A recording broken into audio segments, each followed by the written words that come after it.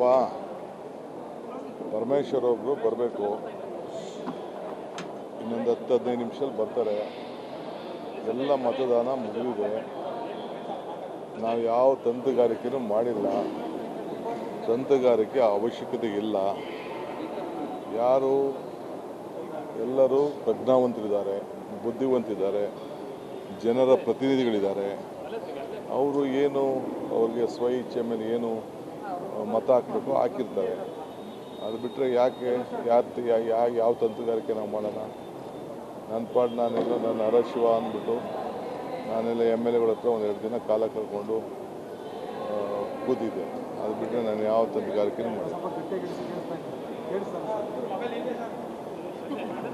ಅಲ್ಲ, ನಾವು ಯಾವ ತಂತ್ರಗಾರಿಕೆ ಮಾಡೋಕ್ಕೆ ಹೋಗಿಲ್ಲ, ಬರೀ MLAಗಳು ಕೂತಿದ್ದೀವಿ. ನಮ್ಮ ಹುಡುಗ ನಮ್ಮ MLA ಹುಷಾರಿರಲಿಲ್ಲ, ವೆಯ್ಟ್ ಮಾಡ್ತಿದ್ದೆ ಅವ್ನು ಬರಲಿ ಅಂತ. ಇಕ್ಬಾಲು ಅಲ್ಲ, ಬಿಜೆಪಿ ಮತ್ತು JDS ಇಂದ ಕಾಂಗ್ರೆಸ್ಗೆ ಮತಗಳು ಬಂದಿವೆ ಕೆಲವು ಅಂತ ಹೇಳ್ತಾರೆ.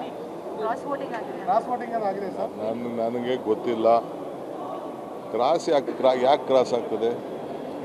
ಕ್ರಾಸ್ ಆಗುವಂಥ ಅವಶ್ಯಕತೆ ಏನಿಲ್ಲ. ನಿಮ್ಮ ಅಭ್ಯರ್ಥಿಗೆ ನಮ್ಮ ಹತ್ರ ಏನು ಓಟ್ ಇದೆ, ನಮ್ಮ ಓಟ್ ನಮ್ಗೆ ಹಾಕೊಳ್ಳಿ ಅಂತ ನಾವು ಕೇಳ್ಕೊಂಡಿದ್ದೀವಿ ಅಷ್ಟೇ.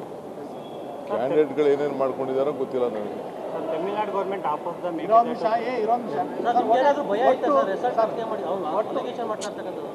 ನೋಡ್ರಿ, ಅಟ್ಲೀಸ್ಟ್ ನಾವೆಲ್ಲ ಸೇರೋಕ್ಕೆ, ಅವ್ರಿಗೆಲ್ಲ ಟ್ರೈನಿಂಗ್ ಕೊಡೋಕ್ಕೆ ನಾವು ಮೊದಲಿಂದನೂ ನಾವು ಮತದಾನ, ಏಕೆಂದರೆ ಇದೆಯಲ್ಲ ಪ್ರಿಫರೆನ್ಷಿಯಲ್ ವೋಟ್ ಇದೆಯಲ್ಲ, ಆ ಪ್ರಿಫರೆನ್ಷಿಯಲ್ ವೋಟಲ್ಲಿ ಆ ಗುರುತು ಮಾಡೋದ್ರಲ್ಲೂ ಬೇಕಾದಷ್ಟು ವ್ಯತ್ಯಾಸ ಇದೆ.